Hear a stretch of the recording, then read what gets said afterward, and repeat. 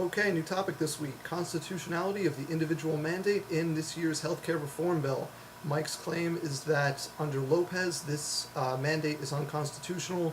It is beyond the scope of the Commerce Clause, granting powers to Congress to regulate interstate commerce, and because, one, an individual buying health insurance is not interstate commerce, and two, Congress does not have the power to force individuals to purchase some good or service. It's therefore unconstitutional. I disagree on a couple grounds. First, the ruling in Lopez, or actually I should mention Gonzales v. Raich, where the ruling states that it's not necessarily interstate commerce that has to be affected by whatever activity is being regulated. It's that, and I want to get this wording right, so I'm going to read it off the screen here. It can be regulated if an essential part of a larger regulation of economic activity in which the regulatory scheme would be undercut unless the intrastate activity were regulated.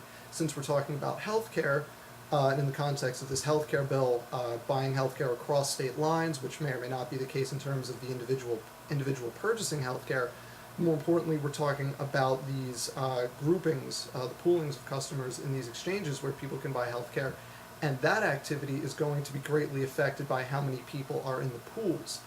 Furthermore, the price of the healthcare, whether individual or in a pooled purchase situation, is going to be affected by how many people don't have healthcare and instead are basically taking advantage of just going to the emergency room when they need emergency care. And in those situations, people are essentially, taxpayers are paying for those people's healthcare. They go, they don't have the money or insurance to pay for their healthcare, so it comes out of the taxpayer's pocket. And in that regard, that brings me to my next point, which is that this is structured as a tax, wherein the tax is assessed on everybody to basically pay for healthcare for these people that go to the emergency room for their care. And then if you purchase healthcare on your own, then you don't have to pay that tax. You get a rebate or whatever you want, however you want to say it, you don't have to pay that tax. So in those two ways, one, that healthcare is very much involved in interstate commerce, even if the act itself is an act of intrastate commerce, because it affects interstate commerce under Gonzales v. Raich, or Raich v. Gonzales rather. It still falls under the power of the Commerce Clause, and second, under the power to tax and spend, the way it's structured as a tax rather than a fine. Congress has the power to enforce the mandate in that way.